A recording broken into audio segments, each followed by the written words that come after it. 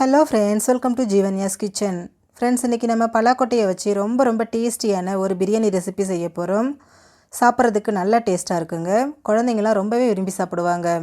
இது எப்படி செய்கிறதுங்கிறத பார்க்குறதுக்கு முன்னாடி நம்ம சேனல் ஜீவன்யாஸ் கிச்சனை மறக்காமல் சப்ஸ்கிரைப் பண்ணி பக்கத்தில் இருக்க பெல் சிம்பிளையும் கிளிக் பண்ணிக்கோங்க. இந்த சாதம் செய்ய ஒரு கப் அளவுக்கு பலாக்கொட்டை எடுத்துகிட்டு அதில் கொஞ்சமாக தண்ணி உப்பு சேர்த்து 2 விசில் விட்டு வேக வச்சு எடுத்து அந்த தோல் எல்லாத்தையும் உரித்து எடுத்து வச்சுருக்கேன். நான் முழுசாக வச்சுருக்கேன். நீங்கள் இதை 2 கட் பண்ணி கூட யூஸ் பண்ணிக்கலாம். இப்போ சாதம் தாளிக்க ஸ்டவ்வில் ஒரு குக்கர் வச்சுட்டு அதில் 2 டேபிள் ஸ்பூன் எண்ணெய் சேர்த்துக்கோங்க. எண்ணெய் காஞ்சதும் இதில் 1 துண்டு பட்டை, 3 கிராம்பு, 2 ஏலக்காய், 1 நட்சத்திர சோம்பு, 1 பிரிஞ்சி இலை, 1 டீஸ்பூன் சோம்பு சேர்த்துக்கோங்க. சேர்த்துட்டு இது எல்லாத்தையும் நல்லா பொரிய விட்டுருங்க. சோம்பு பொரிஞ்சதும் இது கூட 1 வெங்காயத்தை நீல வாக்கில் கட் பண்ணி சேர்த்துக்கோங்க.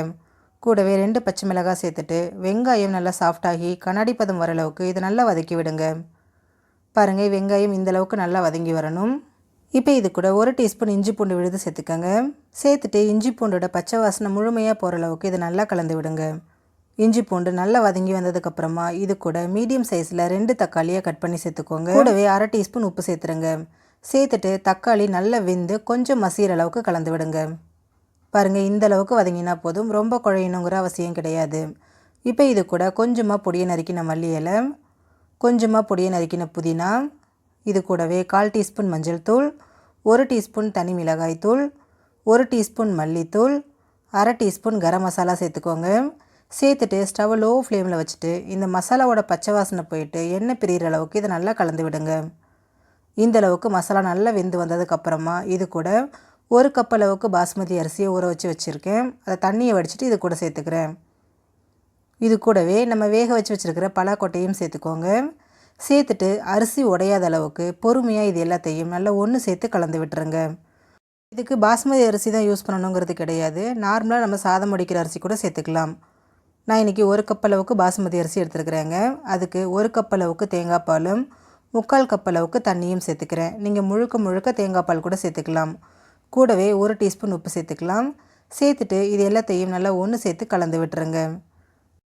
கடைசியாக இதில் ஃப்ளேவருக்காக 1 டீஸ்பூன் நெய் சேர்த்துக்கிறேன். இது ஆப்ஷனல், விருப்பம் இருந்தால் சேர்த்துக்கோங்க, இல்லைனா ஸ்கிப் பண்ணிக்கோங்க. இப்போ குக்கரை மூடி போட்டு ஒரு 2 விசில் விட்டு எடுத்துக்கலாம், சரியாக இருக்கும்.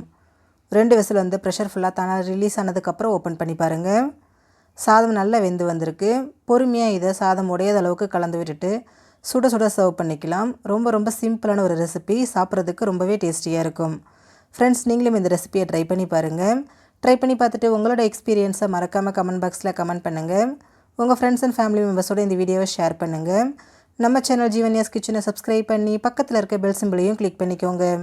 அப்போ தான் நான் போடுற வீடியோஸோட நோட்டிஃபிகேஷன்ஸ் உடனுக்குடனே உங்களுக்கு வரும். தேங்க்யூ.